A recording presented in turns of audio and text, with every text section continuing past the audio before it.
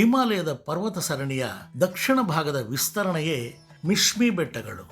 ಇದು ಅರುಣಾಚಲ ಪ್ರದೇಶದ ಡಿಬಾಂಗ್ ಕಣಿವೆ ಜಿಲ್ಲೆಯಲ್ಲಿ ಹರಡಿಕೊಂಡಿದ್ದು, ಈ ಭಾಗ ಚೈನಾ, ಭೂತಾನ್ ಮತ್ತು ಮಯನ್ಮಾರ್ನ ಗಡಿ ಪ್ರದೇಶಗಳಾಗಿವೆ.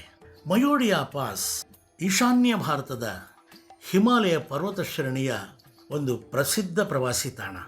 ಮಯೋಡಿಯಾ ಪಾಸ್ ಸಮುದ್ರ ಮಟ್ಟದಿಂದ 2655 ಮೀಟರು, ಅಂದರೆ 8711 ಅಡಿಗಳಷ್ಟು ಎತ್ತರದಲ್ಲಿದೆ. ಇದು ಡಿಬಾಂಗ್ ಕಣಿವೆ ಜಿಲ್ಲೆಯ ರೋಯಿಂಗ್ ಪಟ್ಟಣದಿಂದ ಕೇವಲ 56 ಕಿಲೋಮೀಟರ್ಗಳಷ್ಟು ದೂರದಲ್ಲಿದೆ. ಡಿಸೆಂಬರ್ ಮತ್ತು ಜನವರಿ ತಿಂಗಳಲ್ಲಿ ಮಯೋಡಿಯಾ ಪಾಸ್ನಲ್ಲಿ ಹಿಮ ಸುರಿಯುತ್ತದೆ. ಪರ್ವತಗಳು ಮತ್ತು ಕಣಿವೆ ಇಳಿಜಾರಿನ ತುಂಬೆಲ್ಲ ಹಿಮದ ಹಾಸು. ಇದೇ ಇಲ್ಲಿನ ಪ್ರಮುಖ ಪ್ರವಾಸಿ ಆಕರ್ಷಣೆ.